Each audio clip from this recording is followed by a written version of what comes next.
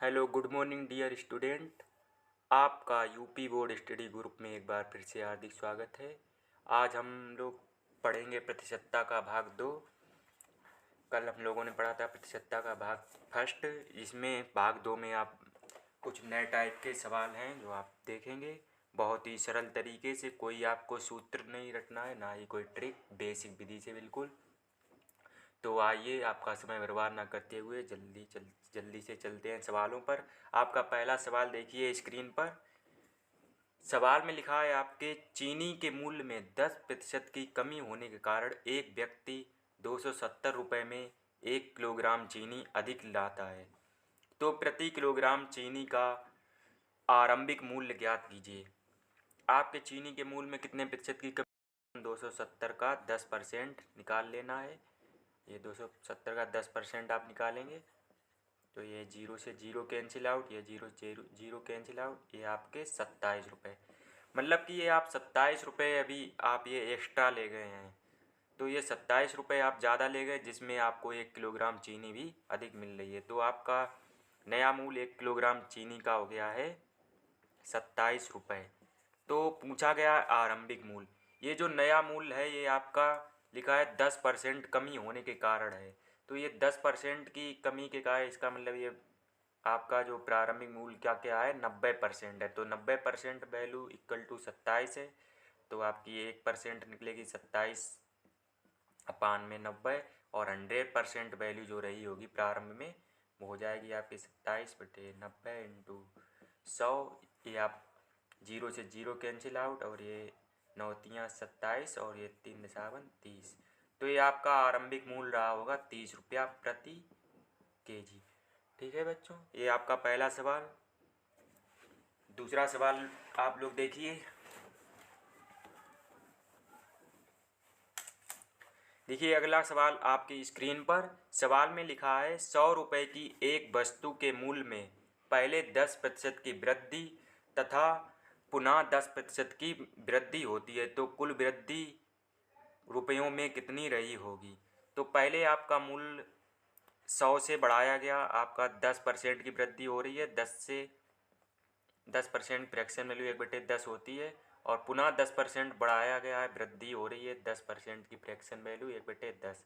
मतलब आपका मूल्य 10 से बढ़ाकर 1 बढ़ाकर 11 कर दिया गया, पुनः 10 से बढ़ाकर 11 कर दिया गया। तो ये आरंभिक मूल्य आपका ये 100, और ये बाद का मूल्य 121।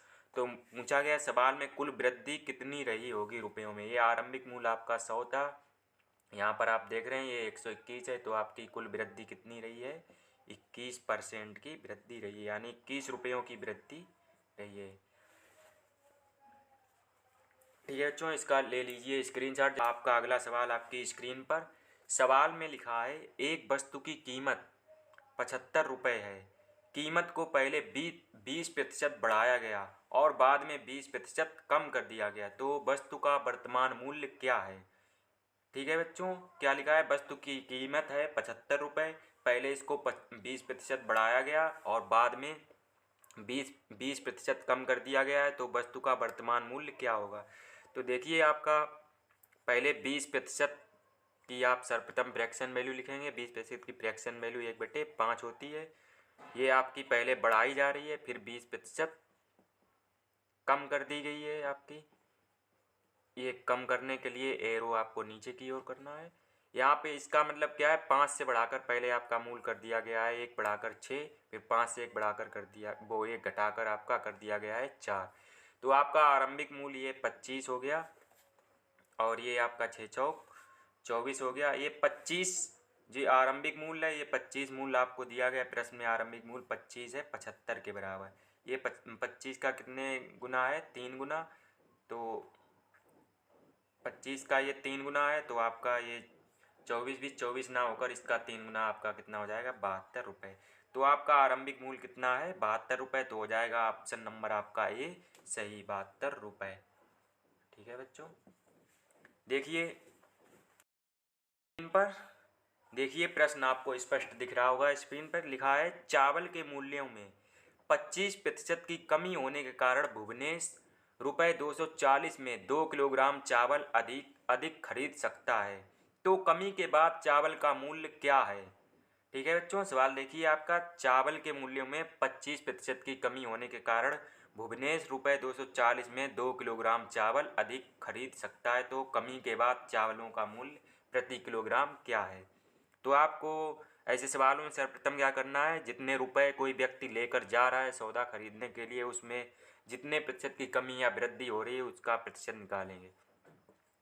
240 मूल में कमी हो रही 25%, 240 का 25% निकालेंगे, आपका 25% ये हो जाएगा 25 चक्कू 100 और ये 4 छंग 24, यानी भुवनेश जो है 60 रुपये अपने पुराने हिसाब के मतलब अधिक ले गया था, लेकिन उसे बाद में जाकर पता चला है कि 25% कमी हो गई, तो ये 60 रुपये जो अधिक ले गया है इससे वो आपका खरीद रहा है 2 किलोग्राम चावल अधिक। तो 60 रुपये में खरीद रहा है आपका 2 किलोग्राम चावल, तो आपका 2 किलोग्राम चावल का मूल्य 60 रुपये, तो 1 किलोग्राम का आपका हो जाएगा 30 रुपये। तो चावल का कमी के बाद मूल्य पूछा गया, तो ये कमी के बाद आपका मूल्य आ जाएगा 30 रुपये पर केजी। यही हो जाएगा आपका आंसर। ठीक है बच्चों, बहुत ही बेसिक विधि से, ना ही आपको कोई सूत्र याद करना है ना ही कोई ट्रिक, आपको बस बेसिक विधि से कार्य करना है। बहुत ही शानदार तरीके से ले लीजिए इसका स्क्रीनशॉट और बढ़ते हैं अगले सवाल की ओर।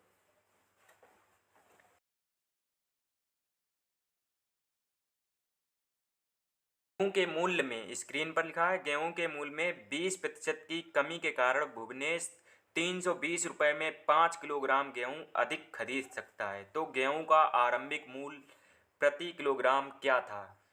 तो सवाल में ऐसे सवालों लगाने के लिए हमने बताया आप लोगों को सर्वप्रथम क्या करने हैं, जितने रुपए लेकर जाए वो रुपए लिख देने हैं। भुवनेश इतने रुपए लेकर गया और वहाँ पे जाकर उसको पता चला है कि गेहूं के मूल्य में 20% की कमी हो गई, तो यहाँ पे 320 का 20% निकाल लेंगे।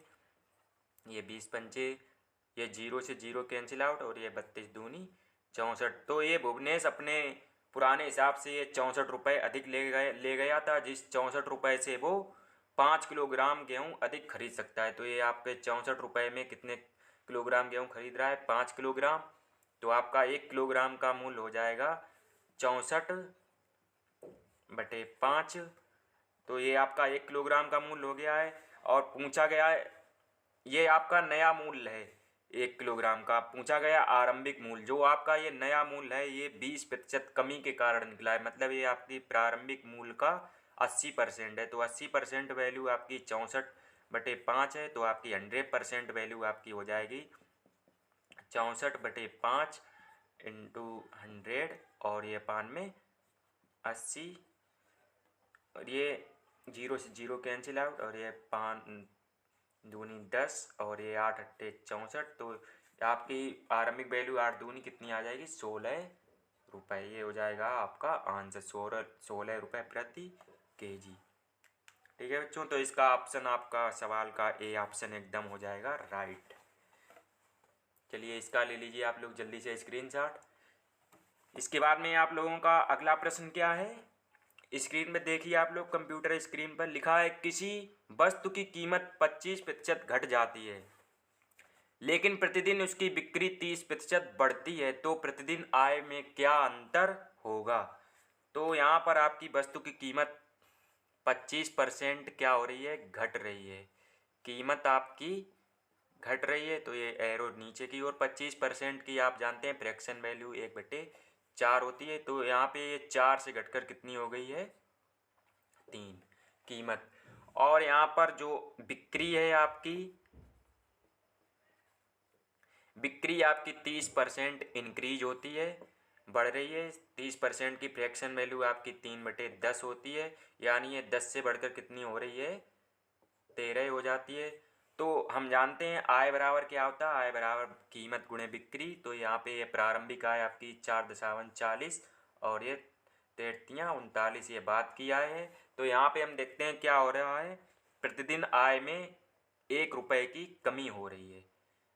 1 रुपये की कमी हो रही है, कहाँ से, 40 से घटकर 1 रह गई है। तो 1 है 40 का कितने परसेंट, ये आप निकाल सकते हैं। ये 0 0 कैंसिल आउट और ये 10/4 आ जाएगा आपका, जो कि आपका 2.5, ये इसका राइट आंसर हो जाए। 2.5% की क्या हो जाएगी, आय में प्रतिदिन कमी होगी। तो ये हो जाएगा आपका राइट आंसर। देखिए अगला सवाल आपकी स्क्रीन पर। सवाल में लिखा है एक मजदूर की मजदूरी 20% की कटौती कर दी जाती है, उसे पहले के बराबर मजदूरी मिले उसके लिए उसमें कितने प्रतिशत की वृद्धि की आवश्यकता है। आपके पहले क्या किया जाता है, मजदूर की मजदूरी में 20% की जाती है कटौती। कटौती का मतलब होता है आपकी कमी। तो यहाँ पर कमी है तो एरो निशान नीचे की ओर। 20% की फ्रैक्शन वैल्यू होती है 1/5। तो मजदूरी आपकी 5 से घटाकर 5 में से 1 घटाकर कर दी है कितनी, 4। तो अब ये कह रहा है आपको कि उसकी मजदूरी में कितने प्रतिशत की वृद्धि करें जिससे उसे पहले के बराबर मजदूरी मिले। तो यहाँ पे हम जानते हैं 5 ये पहले थी, अब 1 घट के 5 से 4 हो गई, तो 4 में 1 की वृद्धि करेंगे तो पुनः 5 हो जाएगी। तो 4 में 1 की वृद्धि करेंगे तो 1 आपका 4 का कितने परसेंट है, इसके लिए करेंगे आप 100 का मल्टीप्लाई 1/4, इसकी ये होता है आपका 25%। तो आपको उसके आपके मूल में 25% की वृद्धि करनी होगी। ये हो जाएगा आपका राइट आंसर। तो इसका ऑप्शन बी हो जाएगा आपका एकदम राइट। ठीक है बच्चों, अगला सवाल देखिए आप लोग। कीमत में 10% की कमी के कारण एक व्यक्ति ₹54 में 10 सेब अधिक खरीद सकता है, तो कमी के बाद प्रति दर्जन सेब की कीमत ज्ञात करें। आपकी ₹54 एक व्यक्ति लेकर गया है और इसमें हो रही है 10% की कमी, तो 54 का 10% आप निकालेंगे तो ये आपका आ जाएगा, ये अपान में एक 0, तो ये आपका 54 का 10% आपका 5.4 हो जाएगा। ये 5.4 रुपये व्यक्ति अपने पुराने हिसाब से 54 ले गया, लेकिन सेब की कीमत में कमी हो गई तो इतने रुपए वो अधिक एक्स्ट्रा ले गया। तो इस एक्स्ट्रा रुपए से उसको कितने सेब अधिक मिल रहे हैं, प्रश्न में लिखा है 10 सेब अधिक मिलते हैं। तो ये 10 सेब आपके मिल रहे हैं 5.4 रुपये के। तो 10 सेब इतने के हैं तो आपका एक सेब हो जाएगा 5.4/10। और पूछा गया है प्रति दर्जन सेब की कीमत, तो एक सेब की कीमत इतनी है तो प्रति दर्जन है, तो इसमें 12 मल्टीप्लाई और कर देंगे तो ये आपका हो जाएगा, ये आपका इसमें गुणा करें 5 चौक 48 और 12 पंचे 60, 60 और 4 64, और ये अपान में ये 1.1 है, ये अपान में 10, तो एक 0 है, तो ये आपका 6.48 रुपये। तो ये आपका हो जाएगा ऑप्शन ए बिल्कुल सही। ठीक है बच्चों, मिलते हैं नेक्स्ट वीडियो में कुछ नई ट्रिक और नई बेसिक विधि के साथ में।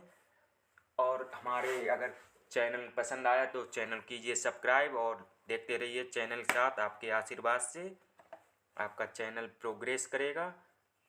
धन्यवाद, मिलते हैं नेक्स्ट वीडियो में।